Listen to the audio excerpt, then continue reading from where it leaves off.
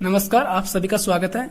Psychiatry के एक सबसे इम्पोर्टेंट टॉपिक ईसीटी के बारे में अपन आज स्टडी करेंगे, जिसकी फुल फॉर्म है इलेक्ट्रो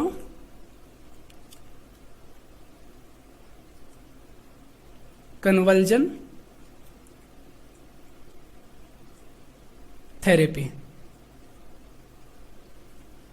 तो इसमें कॉम्पिटिटिव एग्जाम में मिनिमम एक या दो क्वेश्चन तो इसमें से पुटअप होते हैं। इसको अपन पॉइंट्स में बांट लेते हैं कि अपन पढ़ेंगे इसको कैसे। तो पहला पॉइंट इसकी डिस्कवरी,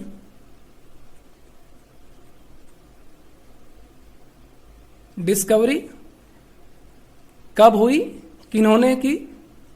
तो इसकी डिस्कवरी थी वो ईगो कार्लेटी और उन्हीं के स्टूडेंट लूसी बिन्नी ने 1938 में की थी। तो एक क्वेश्चन ये रेडी हो गया और एक क्वेश्चन ये रेडी हो गया। तो इन्होंने इसका ईसीटी नाम ना देके इनका नाम दिया था ईएसटी, जिसका मतलब था इलेक्ट्रो शॉक थेरेपी। तो इसमें से 3 क्वेश्चन रेडी हो गए। पहला कि इसकी डिस्कवरी किसने की थी, कब की थी और नाम क्या दिया था। डिस्कवरी हो गई। अब अपन सेकंड पॉइंट पे चलते हैं, डेफिनेशन।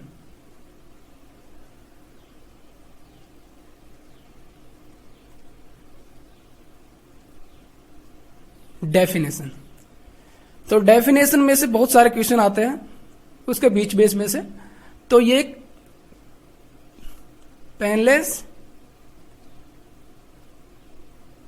प्रोसीजर है। किसका? मैकेनिकल थेरेपी का। मैकेनिकल थेरेपी का एक पेनलेस प्रोसीजर है जिसमें इलेक्ट्रोड्स प्लेस किए जाते हैं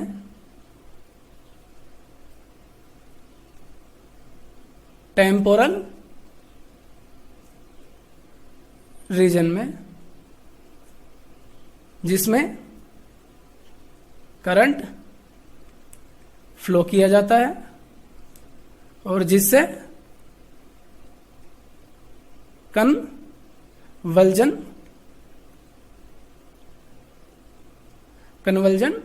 प्रोड्यूस किया जाता है।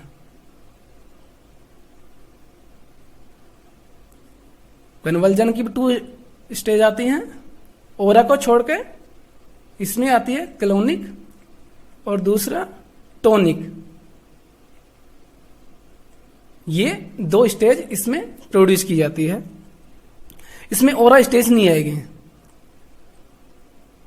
ओरा में क्या होता है वो आप सभी जानते हैं। सेंस ऑर्गन में स्मेल और olfactory नर्व स्टिमुलेट होती है, जिससे अपने सेंस का पहले अपन आभास होता है। तो डेफिनेशन हो गई। थर्ड पॉइंट अपन देखते हैं current of ECT.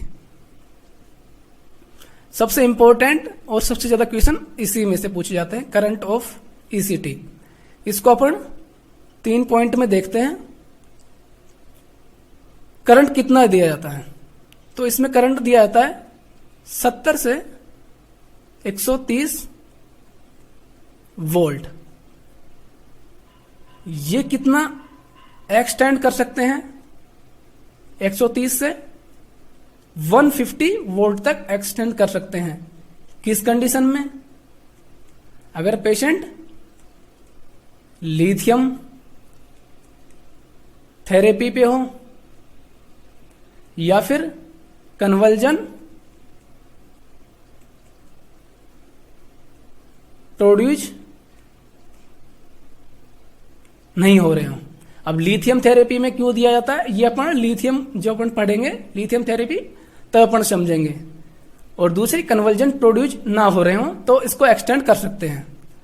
Second, milli ampere में देख लेते हैं, 200 से 1600 मिली एम्पियर। थर्ड, ड्यूरेशन, जिसमें से बहुत बार क्वेश्चन पूछा गया है कि ड्यूरेशन ऑफ ईसीटी कितना होता है, ये होता है 0.621 सेकेंड। और इसको भी कितने तक कर सकते हैं, अप टू 1.2 सेकेंड। किस कंडीशन में, वही लिथियम थेरेपी या फिर कन्वर्जन प्रोड्यूस नहीं हो रहा हो। इसके बाद अपन देखेंगे फोर्थ,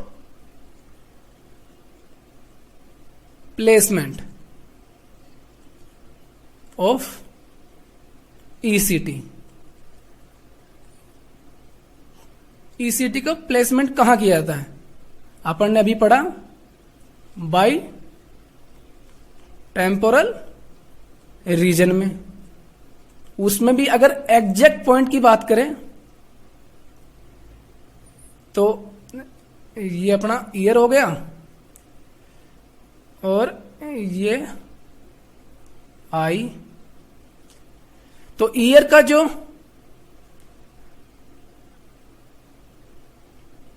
टारगस वाला पार्ट है और आई का जो आउटर कैंथस है, इससे एक स्ट्रेट लाइन बनाते हैं। उस स्ट्रेट लाइन के 1 से 1.5 इंच अबव इसको प्लेस किया जाता है। तो ये प्लेसमेंट देख लिया, कहां पे प्लेसमेंट किया था, bi temporal region, tragus of ear और आउटर कैंथस से एक लाइन बनाएंगे, उस लाइन से 1 से 1.5 इंच अबव उसको प्लेस किया जाता है। अब बात करते हैं टेक्निक ऑफ ईसीटी। ये अपना 5th पॉइंट है। इसको अपन 2 पार्ट्स में डिवाइड कर लेते हैं। पहला हो गया डायरेक्ट ईसीटी, जो कि ओल्ड फैशन ईसीटी था। तो इसमें क्या, ये ओल्ड फैशन क्यों था कि इसमें कॉम्प्लिकेशन बहुत ज्यादा थे। अब कॉम्प्लिकेशन कैसे होते थे वो अपन देखते हैं। इसका प्रोसीजर क्या था, पहले पेशेंट को एनबीएम कर दिया या एनपीओ कर दिया। एनपीओ नथिंग पर ओरली, नथिंग बाय माउथ कर दिया। 4 से 6 घंटे, 4 से 6 घंटे पहले अपन पेशेंट को एनबीएम कर दिया। ठीक है, क्वेश्चन यही पूछा जाता है एनबीएम कितने देर पहले किया जाता है, तो 4 से 6 घंटे पहले। उसके बाद में डायरेक्ट एट्रोपिन सल्फेट दिया और ईसीटी दे दी। तो ये डायरेक्ट ईसीटी में कंसिडर होती थी। तो इसमें क्या था कि भाई फ्रैक्चर, कंफ्यूजन, बहुत सारे कॉम्प्लिकेशन थे डायरेक्ट ईसीटी में। तो इसको मॉडिफाई करके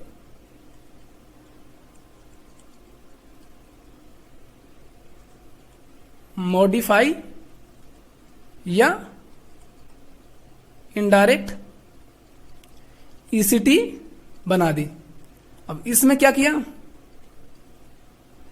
पेशेंट को एनबीएम तो रखना ही है 4 से 6 घंटे पहले। उसके बाद क्या किया, एट्रोपिन सल्फेट इंजेक्ट करवाया। एट्रोपिन सल्फेट इंजेक्ट करवाने का कारण क्या है, बहुत बार क्वेश्चन पूछा जाता है। आरआरबी 2019 में भी पूछा गया था कि एट्रोपिन सल्फेट का काम क्या है इसमें। तो इसमें पहला काम है सीक्रेशन को रेड्यूस करना, जो सैलाइवरी सीक्रेशन है उसको रेड्यूस करना, और दूसरा पेशेंट को ब्रेडी कार्डिया से प्रिवेंट करना। ठीक है, दूसरा देख लेते हैं। एट्रोपिन सल्फेट देने के बाद में अपन पेशेंट को सोडियम पेंटोथेल एनाल्जेसिक देंगे। एनाल्जेसिक क्यों देंगे? एनाल्जेसिक देने के भी 2 पॉइंट हैं क्यों देना है। तो इसमें ये एक एंटी एंजाइटी हो जाएगा, और दूसरा जो पेशेंट को कन्वल्जन आ रहे हैं, अपन ने ईसीटी द्वारा कन्वल्जन तो प्रोड्यूस कर दे, वो एक रेंज में रहे, अनकंट्रोल ना हो, उसके लिए अपन एक एनाल्जेसिक भी दे देंगे। तो वो सोडियम पेंटोथेल हो गया। इसके बाद में जो फ्रैक्चर था उसको प्रिवेंट करने के लिए सक्सिनाइल कोलिन, जो कि मसल रिलैक्सेंट का काम करता है, वो देंगे जिससे फ्रैक्चर प्रिवेंट हो जाए। इसके बाद में पेशेंट को हाइपोक्सिया ना हो तो उसके लिए क्या देंगे अपन? O2 सपोर्ट, प्रिवेंट हाइपोक्सिया के लिए अपन ने O2 सपोर्ट कर दिया, और फिर ECT अपन दे देंगे। अगर क्वेश्चन आता है मोस्ट कॉमन ECT का टाइप बताइए, तो मोस्ट कॉमन ECT का टाइप है मॉडिफाई बाई टेम्पोरल ECT। ये अपना राइट आंसर है। इसके बाद अगला पढ़ेंगे। तो अपन ने 5 पॉइंट देख लिए, अब अपन 6 पॉइंट की ओर बढ़ते हैं कि टाइप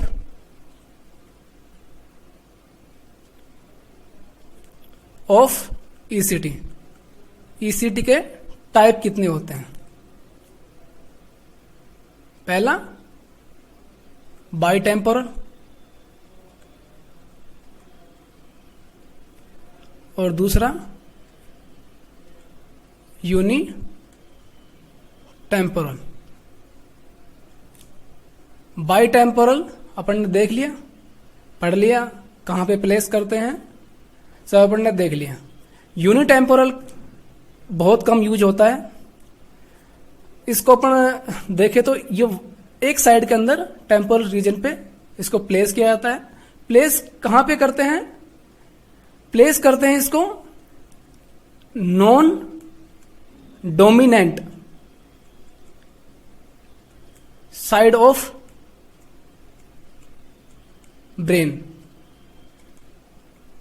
कौन साइड में किया जाता है? Non dominant side of brain की तरफ इसको प्लेस किया जाता है। तो राइट हैंडेड पर्सन के राइट साइड में, राइट हैंडेड जो पर्सन होता है उसके राइट साइड में इसको प्लेस किया जाता है। इसका बेनिफिट क्या होता है? ये लेस कंफ्यूजन और लेस रेट्रोग्रेड एमनेशिया इसमें देखने को मिलता है यूनिटेम्पोरल ECT में। पर इसका नुकसान ये है कि ये लेस इफेक्टिव है,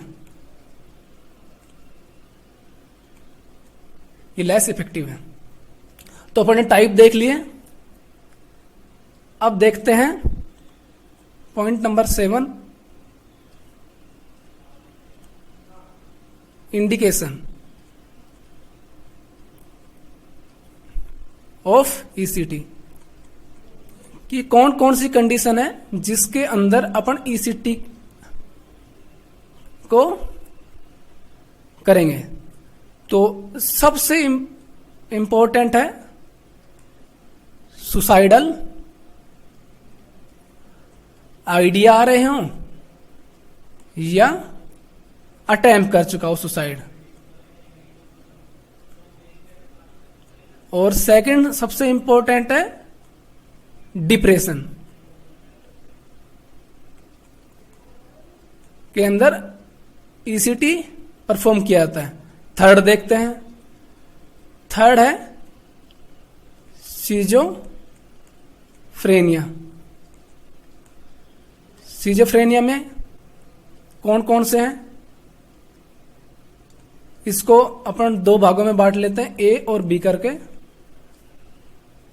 पहला पैरानोइड। पैरानोइड जो सिजोफ्रेनिया होता है उसके अंदर लेस इफेक्टिव होती है ईसीटी, और जो कैटाटोनिक सिजोफ्रेनिया का जो टाइप है उसके अंदर मोस्ट इफेक्टिव है ईसीटी। कैटाटोनिक की अगर बात करना चाहें तो कैटाटोनिक सिजोफ्रेनिया है वो भी दो प्रकार का होता है। पहला जो होता है वो स्टूपर, और सेकंड जो होता है वो एक्साइटमेंट। तो जो स्टूपर वाला जो पार्ट है कैटाटोनिक स्टूपर सिजोफ्रेनिया, उसके अंदर सबसे ज्यादा इफेक्टिव होती है ईसीटी। ठीक है, सिजोफ्रेनिया देख लिया। जो डिप्रेशन था इसका भी अपन दो भागों में बांट सकते हैं, एक साइकोटिक डिप्रेशन हो गई और दूसरी मेजर डिप्रेशन हो गई। ठीक है, और फिर अपन देखना चाहें तो मेनिया के अंदर भी ईसीटी दे सकते हैं। कौन से मेनिया में?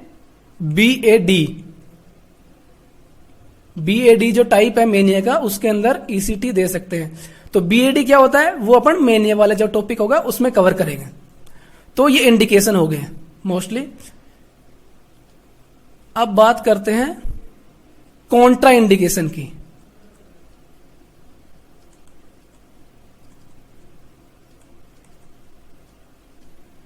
आठवां पॉइंट है कॉन्ट्रा इंडिकेशन। किस किस के अंदर ईसीटी नहीं देते? बहुत इंपॉर्टेंट है कॉन्ट्रा इंडिकेशन। कॉन्ट्रा इंडिकेशन को अपन दो पार्ट में डिवाइड कर लेते हैं। पहला पार्ट हो गया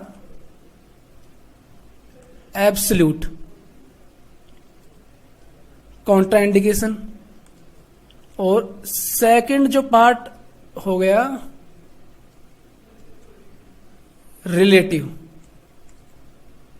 रिलेटिव कॉन्ट्रा इंडिकेशन। एब्सोल्यूट का क्या मतलब है कि बिल्कुल ही ईसीटी नहीं देनी, मतलब ECT never be given. Absolute के अंदर कुछ भी हो जाए, चाहे कुछ भी हो जाए, ईसीटी नहीं देनी। और रिलेटिव के अंदर में भी नॉट गिवन, नहीं देनी चाहिए, पर कुछ एक कंडीशन में दे भी सकते हैं। ठीक है, तो एब्सोल्यूट में सबसे इंपॉर्टेंट है कौन कौन सी कंडीशन है जिसके अंदर एब्सोल्यूट कॉन्ट्रा इंडिकेटेड है ईसीटी।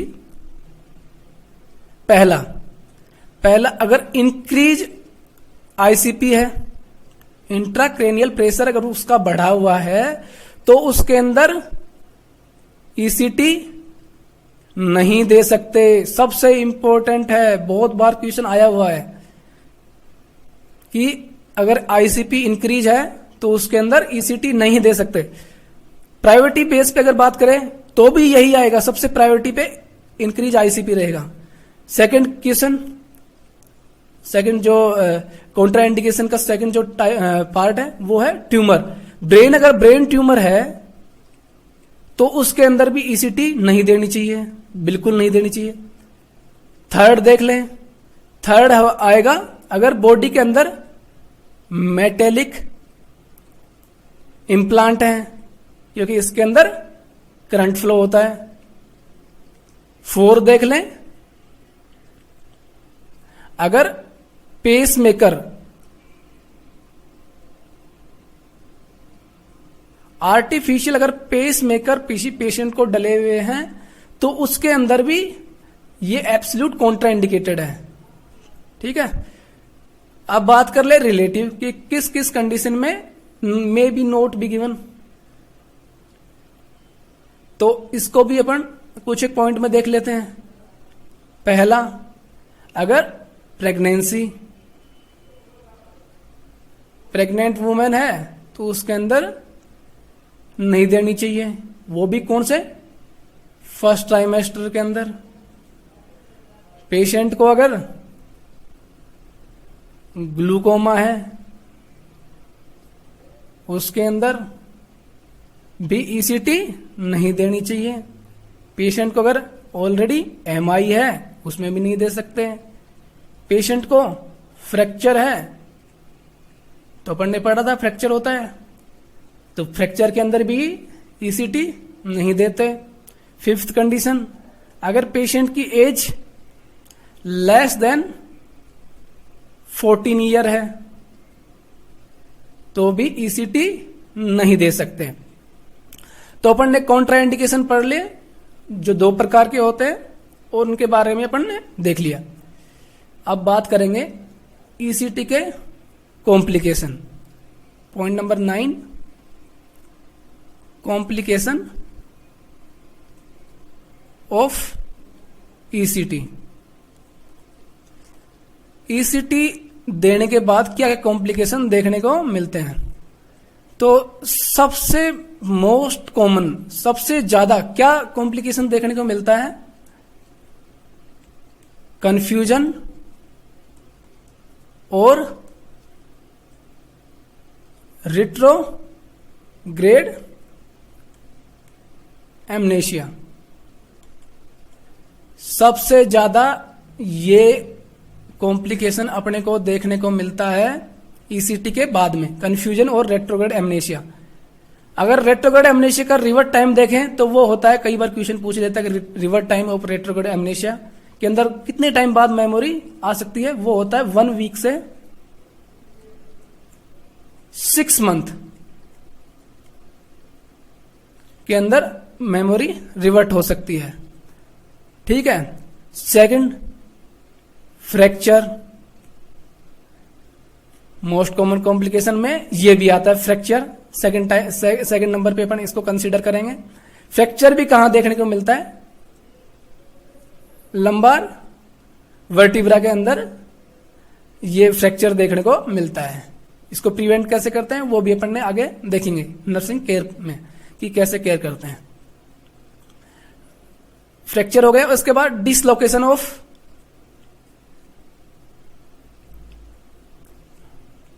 जॉइंट्स। जॉइंट का डिसलोकेशन देखने को मिलता है। फोर्थ, हेडेक भी देखने का मिलता है ईसीटी के बाद में।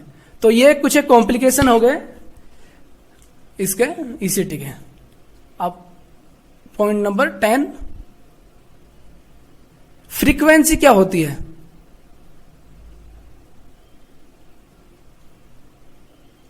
ऑफ फ्रीक्वेंसी ऑफ ईसीटी कि जो अपन ईसीटी परफॉर्म करेंगे वो कितने टाइम में कितनी बार और कितने जो सेट होंगे वो लगाएंगे ईसीटी के एक बार में।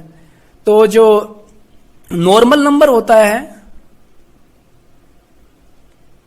नंबर ऑफ ईसीटी कितने होंगे? नॉर्मल नंबर हो गए 6 से 9 बार। 6 से 9 बार ईसीटी एक बार में परफॉर्म करेंगे। ठीक है। और एक वीक के अंदर कितनी बार? 3 बार। तो एक वीक में 3 बार ईसीटी करेंगे। और इसको कब, जो नॉर्मल नंबर है इसको कितने तक अप टू कर सकते हैं? कितने तक अपन कितने नंबर तक ऑफ ईसीटी दे सकते हैं? ये होंगे 25 तक इसको कर सकते हैं। 20 to 25 तक इसको ईसीटी दे सकते हैं। तो अगर फ्रीक्वेंसी के बारे में क्वेश्चन आता है तो मोस्ट कॉमनली यही क्वेश्चन आता है, एक वीक में कितनी बार परफॉर्म करते हैं वो 3 टाइम्स, और नॉर्मल जो नंबर होते हैं वो ईसीटी के 6 to 9, और इसको अपन 20 से 25 तक इसको अप टू कर सकते हैं। ठीक है, अब इसके बाद में पॉइंट नंबर 11 देखते हैं। सबसे important, nursing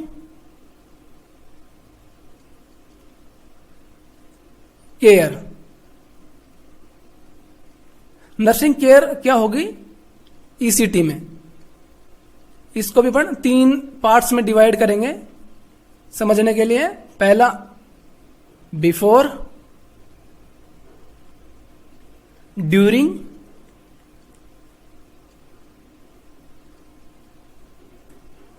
third after. Nursing care क्या होगी ईसीटी के दौरान, नहीं दौरान, पहले, दौरान और बाद में। ईसीटी परफॉर्म करने से पहले नर्सिंग केयर क्या होगी, ईसीटी के जब हो रही हो उस टाइम की नर्सिंग केयर क्या होगी, और ईसीटी परफॉर्म होने के बाद में नर्सिंग केयर क्या होगी, ये अपन इसमें देखेंगे। नर्सिंग केयर ऑफ ईसीटी, इसको अपन बारी बारी से पढ़ते हैं। फर्स्ट पढ़ते हैं before. Before ECT nursing care, इसके अंदर बहुत सारे टॉपिक हैं। पहला, अपने को पेशेंट को मॉनिटर करना है। क्या है मॉनिटर करना है? Vital sign. पेशेंट के वाइटल साइन मॉनिटर करने हैं, पेशेंट के वाइटल स्टेबल है या नहीं है। जो इन्वेस्टिगेशन है वो सभी परफॉर्म करने हैं। डॉक्टर उसका कंसेंट लिया है कि नहीं लिया वो चेक करना है कि डॉक्टर ने पेशेंट प्री कंसेंट लिया है या नहीं लिया है। पेशेंट को एनबीएम 4 से 6 घंटे पहले एनबीएम करना है, ये भी बिफोर में आएगा। पेशेंट को लूज क्लॉथ प्रोवाइड करने हैं, ये एनबीएम इंपॉर्टेंट है। पेशेंट को लूज क्लॉथ प्रोवाइड करने हैं। ऑल ऑर्नामेंट्स, मेटेलिक जो भी ऑर्नामेंट्स हैं वो सभी रिमूव करने हैं पेशेंट के। ज्वेलरी हो गई वो सभी पेशेंट के वो रिमूव करने हैं। पेशेंट को जो भी रिलेटिव है उसको हैंड ओवर कर देंगे अपन वो। ठीक है, पेशेंट के बोवल और ब्लेडर एम्पटी होना चाहिए, ये नर्सिंग केयर में आ गया। ठीक है, और फिर उसके बाद में पेशेंट को ईसीटी वेटिंग रूम में शिफ्ट करना है। पेशेंट को अपन ने वेटिंग रूम में शिफ्ट कर दिया नॉर्मल वार्ड से। तो इसमें सबसे इंपॉर्टेंट है पेशेंट को एनबीएम करना, 4 से 6 घंटे पहले एनबीएम करना है, सभी ऑर्नामेंट्स रिमूव करने हैं, और ब्लेडर और बोवेल एम्पटी करना है।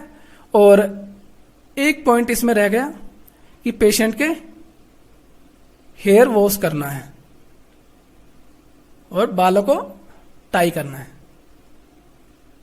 ठीक है, फिर उसके बाद में ईसीटी वेटिंग रूम में पेशेंट को शिफ्ट कर देंगे। सेकेंड पॉइंट देख लेते हैं, during ECT nursing care. During ECT nursing care क्या होगी? तो इसमें कुछ एक पॉइंट है। पहले पेशेंट को shift the patient to ECT room. ECT room के अंदर पेशेंट को शिफ्ट करवा लिया।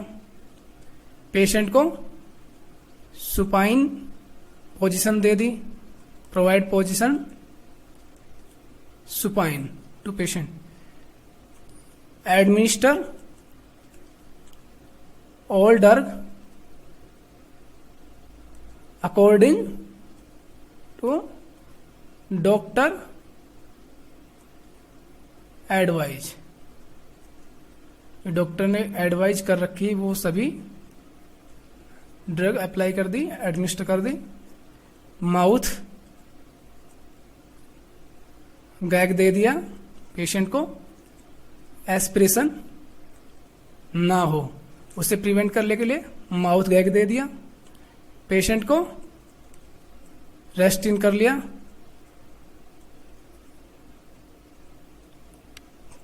फ्रैक्चर से प्रिवेंट करने के लिए मॉनिटर सबसे इंपॉर्टेंट। क्या मॉनिटर करना है? मॉनिटर करना है कन्वल्जन कि पेशेंट को जो ओरा को छोड़ के टोनिक और जो क्लोनिक कितने कितनी देरी के लिए आ रहे हैं, कितने कितने सेकंड्स के लिए वो देखने को मिल रहे हैं, ये अपन मॉनिटर करेंगे ड्यूरिंग द ईसीटी कि अपन कि कितनी देर के लिए टोनिक फेज आई और कितनी देर के लिए क्लोनिक फेज आई, ये अपन सभी मॉनिटर करेंगे ड्यूरिंग ईसीटी। ठीक है। उसके बाद लास्ट में पेशेंट को shift the patient to recovery room. Recovery room में पेशेंट को शिफ्ट कर देंगे। ये ड्यूरिंग ईसीटी नर्सिंग केयर हो गई। अब इसका थर्ड पॉइंट देख लेते हैं, nursing care after ECT. ECT के बाद में नर्सिंग केयर क्या होगी? सबसे पहले पेशेंट को जो बांध रखा है उसको अपन खोल देंगे, जो रिस्टेन है उसको पेशेंट को हटा देंगे, रिस्टेन हटाएंगे, रिस्टेन को रिमूव करेंगे। सेकंड नंबर पे पेशेंट को जो सुपाइन पोजीशन में था पेशेंट, उसको एस्पिरेशन से बचाने के लिए उसको लेफ्ट लैटरल पोजीशन प्रोवाइड करवाएंगे। पेशेंट के जो फ्रोथी सलाइवा था उसको साफ करेंगे। पेशेंट अगर कंफ्यूजन है तो अगर पेशेंट रिट्रोग्रेड एमनेशिया में है तो उसको अपन बताएंगे कि अभी आप कहां पे हो, जो भी उसको अपन ओरिएंट करवाएंगे पेशेंट को। ठीक है। उसके बाद पेशेंट को वो एनपीओ है काफी टाइम से, तो पेशेंट को लाइट फूड के लिए एडवाइज करेंगे कि वो लाइट फूड ईट कर सकता है। और लास्ट में अपन पेशेंट को अलाउ करेंगे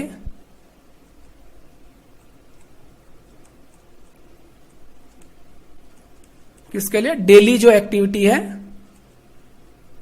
डेली एक्टिविटी के लिए उसको पेशेंट को अलाउ कर देंगे। तो ये नर्सिंग केयर थी जो कि बहुत इंपॉर्टेंट है इसमें कि ड्यूरिंग, बिफोर और आफ्टर नर्सिंग केयर क्या होगी। अगर इसमें से क्वेश्चन आता है तो मुझे नहीं लगता कि इससे कोई बाहर क्वेश्चन आएगा और आप गलत करोगे। ठीक है। अपन ने सभी टॉपिक इसमें से कवर कर लिए। अपन ने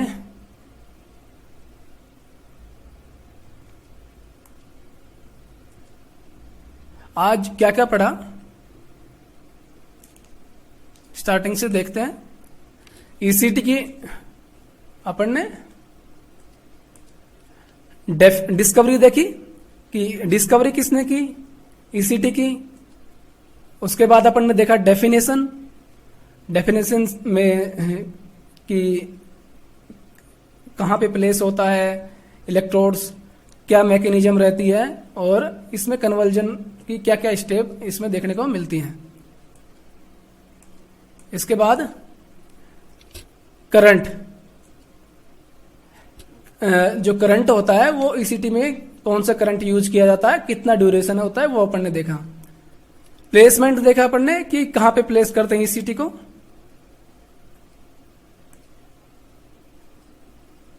टेक्निक देखी, डायरेक्ट में अपन ने बताया कि वो ओल्ड फैशन है और वो क्यों यूज नहीं की जाती अभी। इनडायरेक्ट या मॉडिफाई के बारे में अपन ने देखा कि कैसे कैसे इसका क्रम है और कौन सा मोस्ट कॉमन यूज किया जाता है। फिर अपन ने देखा टाइप, बाई टेम्पोरल और यूनिटेम्पोरल, ठीक है। उसके बाद अपन ने देखा इंडिकेशन देखे कि कौन कौन सी कंडीशन है जिसके अंदर ईसीटी अपन परफॉर्म करेंगे।